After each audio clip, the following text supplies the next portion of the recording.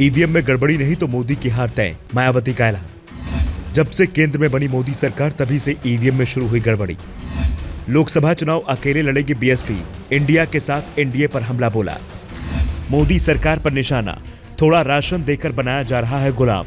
BSP chief Mayawati ने अपने जन्मदिन पर बड़ा ऐलान कर दिया, साफ कर दिया कि वो अकेले चुनाव लड़ेंगी। वैसे मायावती इस तरह का ऐलान करेंगी इसके संकेत पहले से ही मिल रहे हैं। सपा नेताओं का दावा था कि मायावती पर ईडी का दबाव है, केंद्र नहीं चाहता कि यूपी में महागठबंधन तैयार हो और उसी दबाव में मायावती के बयान आ रहे हैं। लेकिन मायावती ने साफ कर दिया कि वो ना तो एनडीए के साथ हैं और ना ही इंडिया गठबंधन के साथ, वो बहुजन के साथ हैं। मायावती ने अपने जन्मदिन पर केंद्र की मोदी सरकार और सपा दोनों पर निशाना साधा।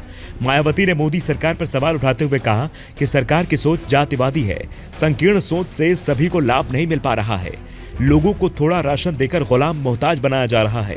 केंद्र और प्रदेश सरकार धर्म और जाति के नाम पर राजनीति कर रही है। कांग्रेस, भाजपा और सहयोगी पार्टियों की सोच जातिवादी, सामंतवादी है।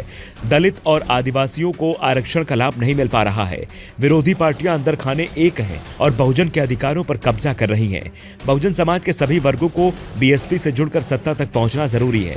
इस दौरान मायावती ने ईवीएम पर भी सवाल उठाए। उन्होंने कहा कि अगर ईवीएम में कोई गड़बड़ी नहीं हुई तो बेहतर रिजल्ट आएंगे। 2007 में ईवीएम में कोई धांधली नहीं हुई थी। 2007 में अकेले चुनाव लड़कर पूर्ण बहुमत की सरकार बनाई थी।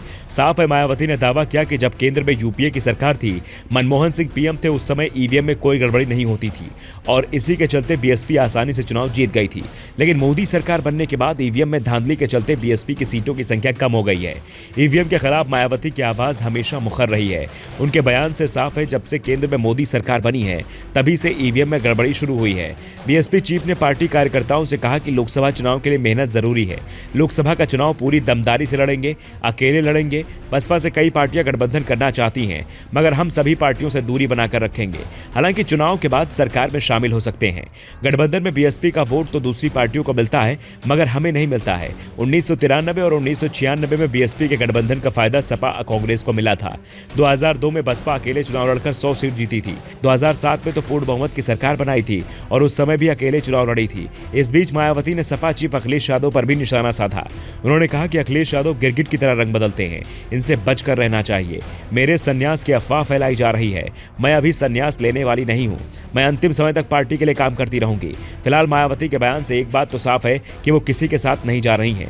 ऐसे में सवाल ये भी उठ रहे हैं कि अगर कहीं इससे बीएसपी को तो नुकसान नहीं हो जाएगा।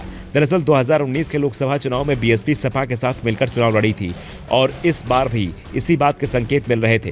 कांग्रेस के साथ बीएसपी की चर्चा भी गठबंधन को लेकर फाइनल हो गई थी। सीटों की संख्या पर भी बात बनती दिखाई दे रही थी, लेकिन मामला बिगड़ गया सीटों के चयन पर। दरअसल मायावती ने उन सभी सीटों पर दावा कर दिया जिन सीटों पर अखिलेश यादव भी अपने उम्मीदवार तय कर दिए थे। मायावती जिन सीटों पर दावा कर रही थी अखिलेश यादव वो सीटें मायावती को देने के लिए तैयार नहीं हो रहे थे और इसी के चलते ये कहा जा रहा था कि गठबंधन आसान नहीं है। और अपने जन्मदिन पर मायावती ने ऐलान भी कर दिया कि वो अकेले लड़ेंगी। ऐसे में सवाल उठ रहे हैं कि इससे फायदा किसे होगा, बीजेपी को या फिर इंडिया गठबंधन को। Bureau report, the such India.